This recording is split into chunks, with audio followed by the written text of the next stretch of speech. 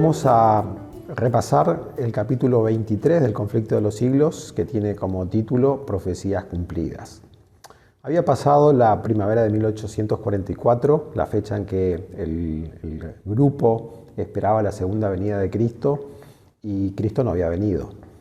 Esto produjo una gran desazón en toda la gran muchedumbre que ese día esperaba que Cristo regresara, y generó en los que no estaban convencidos, pero estaban a las expectativas, una idea de poder seguir viviendo sin problemas. Generaron burlas y también faltó la fe de muchas personas que, viendo que no se había cumplido lo que esperaban, decidieron dejar de creer en las Escrituras. Pero hubo un grupo que continuó leyendo la Biblia, que la experiencia que habían tenido les parecía que no podía ser que no haya venido del cielo. Los resultados que vieron, las conversiones, estaban convencidos que era una tarea divina. Así que decidieron seguir estudiando con más fuerza, con más profundidad las Escrituras, para tratar de entender de qué se había tratado esa experiencia que habían tenido.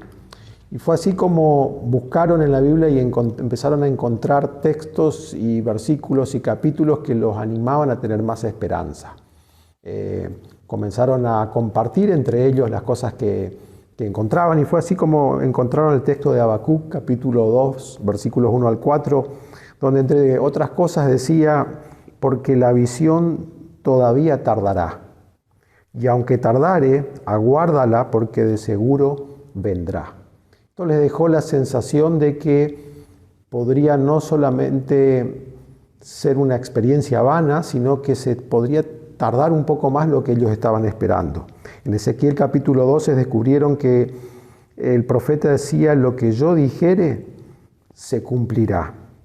Y finalmente reposaron en el capítulo 25 de Mateo, reflexionando sobre la parábola de las 10 vírgenes. Y se sintieron identificados con esa experiencia. Ellos realmente, al estudiar estas parábolas de Jesús, donde hablaba de 5 vírgenes que habían hecho la provisión del aceite, mientras que 5 insensatas no, esperaban al novio, y el novio, tardándose en llegar, cavilaron y se durmieron. Ellos creyeron que la experiencia de esperar al novio que no vino era lo que estaban pasando. Y fue así como llegaron a la conclusión de que el grupo que había acompañado estas expectativas, pero solamente guiados por la emoción, guiados por el miedo a perderse, y no habían profundizado su fe en una experiencia con Cristo y en un estudio profundo de las Escrituras, son los que habían hecho que esta expectativa que no se cumpliera los alejara de Cristo, se durmieran. También sentían que ellos se habían dormido un poco producto de esto, pero seguían con sus expectativas altas en cuanto a que la palabra de Dios no podía fallar. Así que seguían con más fuerza estudiando y tratando de descubrir qué había pasado y por qué no se había cumplido. Finalmente también se sintieron decepcionados porque dentro del grupo comenzaron a notarse movimientos fanáticos, para un lado, para el otro, legalistas, y eso dividía un poco al grupo y se notaba la obra de Satanás. Satanás siempre había trabajado así, generando fanatismo, levantando personas que no estaban totalmente convertidas a Dios, y entonces las utilizaba para poder dividir al grupo y generar discordias. Ya había pasado al inicio de la iglesia cristiana. Pablo en sus cartas escribe a esos movimientos que tenían que soportar el fariseísmo, el fanatismo, que minaban la sana doctrina. Le pasó lo mismo a Lutero, a Wycliffe. Cada vez que la palabra de Dios resurgía, que había un movimiento de avivamiento, Satanás hacía su obra utilizando a personas, no desde afuera, sino desde adentro, para que se fanatizaran y de esa manera desacreditaban el movimiento. Y no solamente eso, sino que también Satanás aprovechaba para que la gente que no participaba de estos movimientos de avivamiento culparan justamente a ellos del levantamiento de estos movimientos fanáticos. Todo esto iba ocurriendo en esos meses posteriores a la primavera de 1844, cuando Cristo no había venido. Pero cuando llegó el verano, mientras seguían estudiando con oración, con fervor, qué había pasado, descubrieron que su error había sido el cálculo del tiempo. El decreto de Artajerjes, que daba inicio a la profecía de los 2300 tardes y mañanas, que ellos habían creído que fue en la primavera del año 457 a.C., en realidad había comenzado a tener vigencia a partir del otoño de 1844.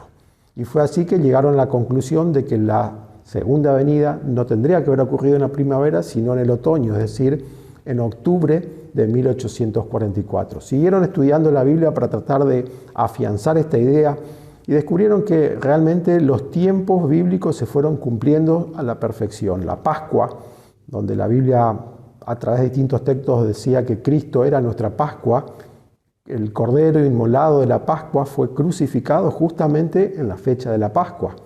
La fiesta de las primicias, Cristo resucitó como primicia de los muertos el día exacto de las primicias. Por lo tanto, así como el Levítico mostraba que el día de expiación, la purificación del santuario, era en octubre, hicieron los cálculos y llegaron que el 22 de octubre de 1844 era el día de la expiación. Por lo tanto, ese era el día que estaban esperando. Así que esa noticia comenzó a surgir de vuelta, se comenzó a predicar de casa en casa, de ciudad en ciudad. El mismo movimiento, el mismo entusiasmo que había sido previo a la primavera de 1844, comenzó, pero esta vez con mucho más fuerza porque el tiempo apremiaba, faltaban muy pocos meses. Conocemos la historia, llegó el 22 de octubre de 1844 y Cristo no vino. Esto de nuevo generó una desazón muy profunda en todo el grupo. Muchos abandonaron la fe, muchos sintieron que todo lo que habían creído era una fábula. Pero para un grupo importante que sintieron el golpe, les parecía que su experiencia fue muy real con Cristo. No podía ser que estén engañados. Estaban pasando lo mismo que habían pasado los discípulos. Los discípulos estaban convencidos, habían visto a las multitudes aclamar a Cristo, estaban convencidos que iba a ser el rey de Israel, y pocos días después lo vieron crucificado y muerto en la cruz. Esa misma desazón que sintieron los discípulos, ese mismo dolor, ese mismo sentimiento de desconcierto era lo que estaba pasando a este grupo que había esperado la segunda venida y no había sucedido. Pero este grupo decidió persistir, decidió seguir profundizando su estudio de la Biblia. No podía ser que la palabra de Dios había fallado.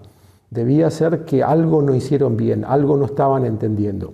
Pero continuaron fortaleciendo su fe a través de la oración y del estudio de la palabra de Dios.